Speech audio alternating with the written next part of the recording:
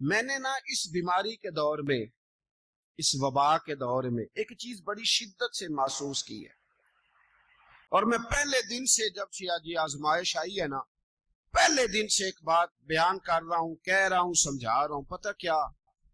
لوگوں کا عقیدہ توحید مضبوط ہونا چاہیے۔ ڈر جانا، گھبرا جانا، کچی باتیں کرنا، سائنس پہ توجہ دینا، ٹھیک ہے، پریشانی ہوتی ہے، کوئی بھی تکلیف آتی ہے، اپنوں کی، بیگانوں کی، کسی کی خبر ملتی ہے، ٹینشن ہوتی ہے، پر یار تو کوئی لوارث تو نہیں نا، تو اللہ رسول کا ماننے والا ہے، تیرے ایمان کے اندر جو پاک ہے وہ پاک ہونا چاہیے۔ اور کافر اور مسلم کی سوچ میں بہت بڑا فرق ہونا چاہیے، اور تگڑا ہونا چاہیے مسلمان کا ایمان، اور مضبوط ہونی چاہیے مسلمان کی سوچ، اور یقین کامل ہونا چاہیے اللہ کی بارگاہ میں۔ احد کے دن مسلمان بہت سارے شہید ہو گئے میدان احد میں، اور کافر بھی قتل ہوئے، تو ابو سفیان للکارنے لگے، کہنے لگے دیکھا تمہارے کتنے لوگ آج چلے گئے، کتنے لوگ آج تمہارے مر گئے۔ تو نبی پاک صلی اللہ تعالی علیہ وسلم نے حضرت عمر سے فرمایا، عمر اعلان کرو، اسے بتاؤ۔ آئے ہائے کیا جملے ہیں!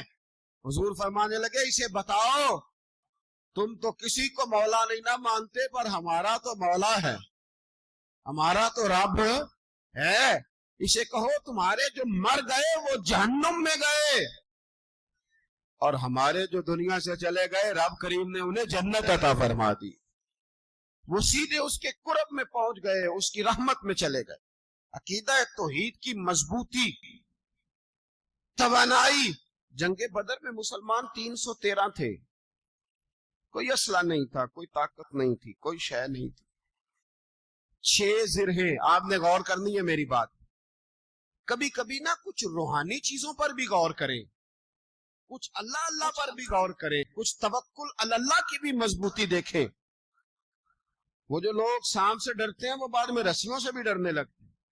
آپ یقین کریں میں مکمل احتیاط کا حکم دیتا ہوں، میں مکمل احتیاط کرا رہا ہوں، دوستوں کو کہہ رہا ہوں کہ جو اطباء ڈاکٹر بتاتے ہیں، پر یار ہمارا بھروسہ احتیاط پر نہیں، ہمارا بھروسہ ہمارے اللہ پہ، ہمارا بھروسہ ہمارا اللہ ہمارے لیے خیر کرے گا، ہمارا اللہ رحمت کرے گا، ہمارے اللہ نے فضل کر دینا ہے۔ اس کو پتہ ہے میرے بندے کمزور ہیں، اسے پتہ ہے یہ غریب ہیں، اسے پتہ ہے مجبور ہیں، تنگ دست ہیں، اس کو پتہ ہے بڑوں کے لیے معاملے اور ہیں، غریبوں کی بڑی مجبوریاں ہیں، اور وہ بڑا کریم ہے۔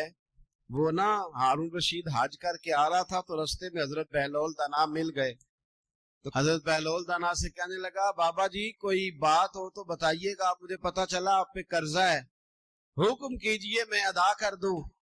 تو حضرت بہلول دانا فرمانے لگے تیرا رب کون ہے؟ کہنے لگا اللہ۔ فرمایا میرا؟ کہنے لگے اللہ۔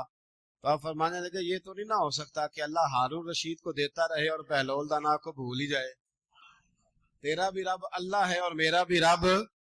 اپنا بھروسہ مضبوط کرے۔ بدر کے اندر کیا تھا؟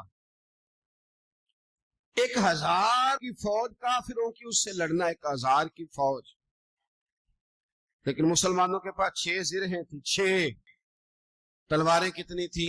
8، 6 زرہیں اور 8 تلواریں اور 6 زرہیں، اللہ اکبر۔